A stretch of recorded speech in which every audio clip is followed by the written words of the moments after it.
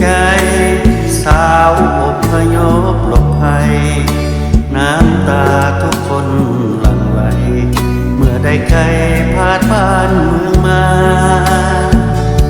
เมื่อได้มาเห็นจนเกือบจะหลั่งน้ำตาสงสารแสนเวทนาอพยพมาหนีไกลเมืองบ้านเห็นใจสาวอพยพหลบหนีย้อนมีศัตรูหามียิ่งภายในพาดทินสถานมาอยู่อาศัยหลบภัยอยู่ทางเวียงจันทน์หนุ่มเวียงเห็นใจจอมควันจึงห้องเพลงครวญกล่อมหัวใจเจ้าสาวเผ่าหงเผ่าเจ้าอีกเผ่าลาวถึงที่อพยพมาถึงยังคนึงคิดถึงบ้านเก่ามาอยู่เวียงนี้ก็เหมือนบ้านเกิดพวกเขาพี่น้องอย่าได้งอยเหงาอย่าโศกเศร้าเสียใจหลายปีที่อพยพหลบมาพัดพาห่วงไว้ให้นาจากบ้านมาด้วยความห่วงใยถึงจากเมืองลาวพวกเขาบอกเคยลืมไหล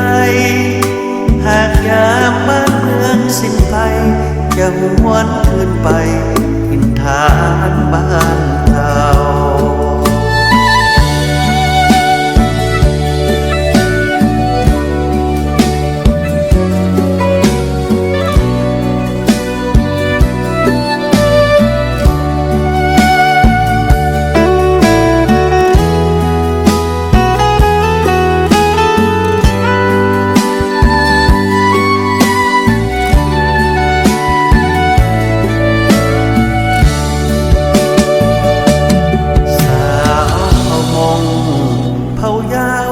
เผ่าลาวถึงที่อพยพมาถึงยังคนึงคิดถึงบ้านเก่ามาอยู่เวียงนี้ก็เหมือนบ้านเกิดพวกเขาพี่น้องอย่าได้งอยเหงาอย่าโศกเศร้าเสียใจหลายปีที่อพยพลงมาพัดพาห่วงไว้ให้นาจากบ้านมาด้วยความห่วงใยถึงจากเมืองลาวพวกเขาบอกเคยลืมไหลหากยามบ้านเมืองสิ้นภัย